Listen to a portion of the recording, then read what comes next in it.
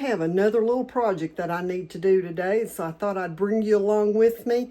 As you can see here, I have some pasta that's in the boxes, and I need to get that into jars and vacuum sealed, and I'm going to show you. I mean, it's so simple. All I do is just open the box and pour it in the jars. If I can get this one open, it's glued down good. Okay, so let me set that one down here and get this one with the canning sieve up there. Looks like I'm going to get about 2 per box.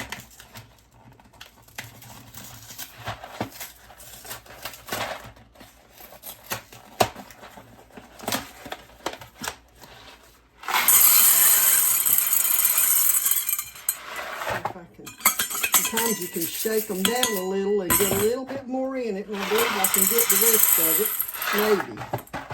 Maybe not.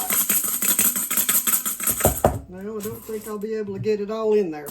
I'll put some of it over here into this other one, and I'll have just a handful of it left that we'll use up real quick. Okay, so all I'm going to do is put a lid on it.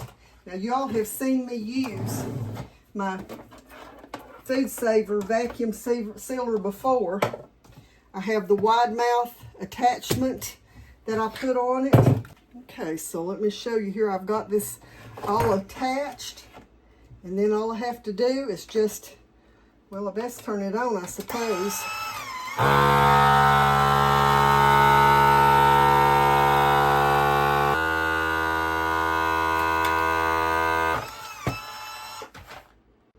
So now I can show you, it just pulled loose, and you can see I'm picking it up by the rim or by that lid, and it just sealed right on there. So I'm going to get another one going. You notice when I turned the vacuum sealer on, the noise of it almost sounds like a jet engine taking off, and how it gets that intensity in it.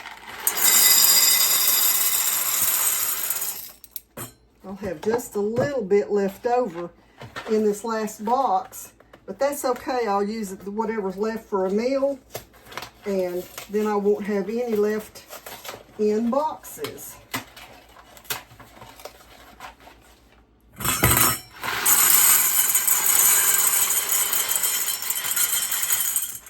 It looks like I've got just about enough in there for a meal.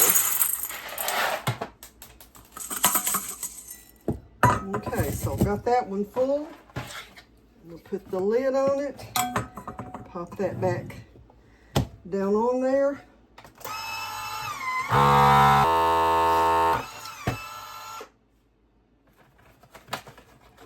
Okay, so you see there, that one is sealed too. And all I have to do now is just put the date that I sealed it on the top of here, and vacuum sealing it like this, put it in a cool, dark place, and it'll last for many years.